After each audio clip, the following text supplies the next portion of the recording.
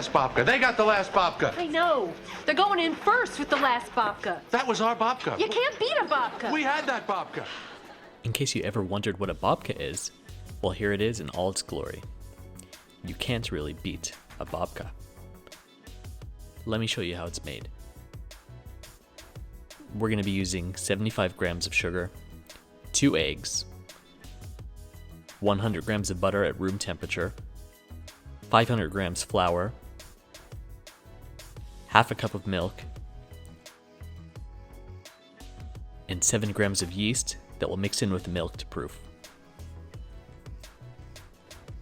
After the yeast is proofed, add it to a mixing bowl along with all the other ingredients, and let your mixer go to work kneading these for about 5 minutes until smooth. For this dough, you'll want to also knead it by hand to make sure the gluten is fully developed, because you're going to need to roll out the dough quite thin, so you need it to be able to stretch. What I like to do is push the dough away from me, ripping it partially, and then folding it back onto itself. I'll do this for about 2 to 3 minutes until I feel that the dough is very smooth. Now push down the dough, shape it into about a small rectangle, and then wrap it in plastic. You're going to put this in the fridge for at least an hour to firm up to 24 hours. Okay, so after it's sat in your fridge for about an hour, go ahead and take it out, take off the plastic wrap, and it's time to roll it out.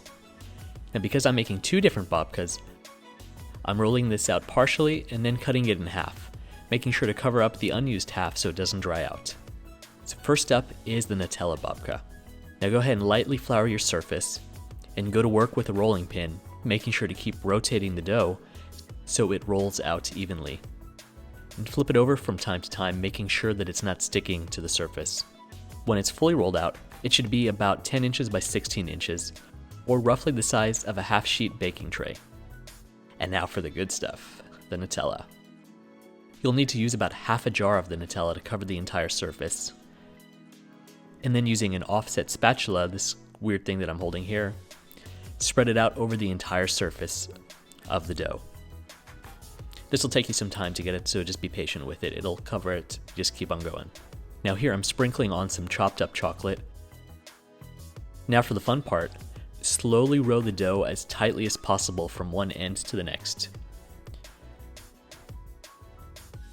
When it's all rolled up, you can pinch the ends together like I'm doing here if it seems like it's not sticking together enough. Then move this to a cutting board and gently cut down the middle, revealing those beautiful layers.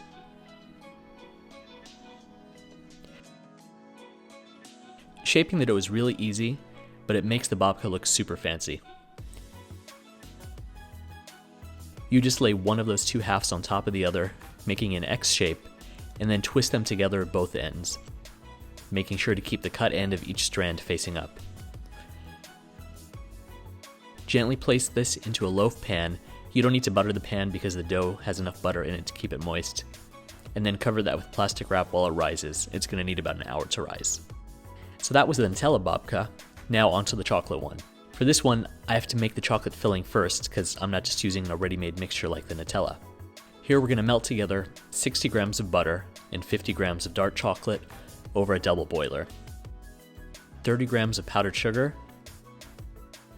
and 15 grams of good quality cocoa. Go ahead and stir that around until you get a consistent mixture. Now roll out that second half of the dough that you started with exactly the same way as the Nutella babka.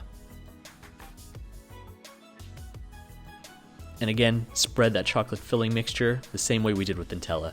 Just kind of splat it out all over the place and then use that spatula to spread it out so it covers the entire thing.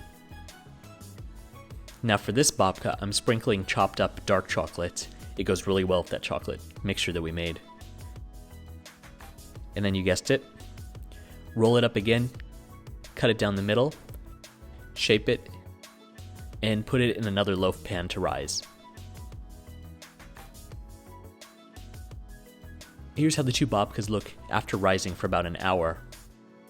We're going to go and bake these now at 350 degrees for about 20 to 25 minutes till they get nice and golden on top. And once you take these out of the oven, it's recommended to brush on some simple syrup to the top while it's still in the pan. Brushing on the syrup gives the babka a nice shine and helps lock in the moistness. You're going to want to dig into these right when they come out of the oven. They're going to smell really great. But you need to wait at least half an hour to cool off before taking them out of the pan, slicing and devouring.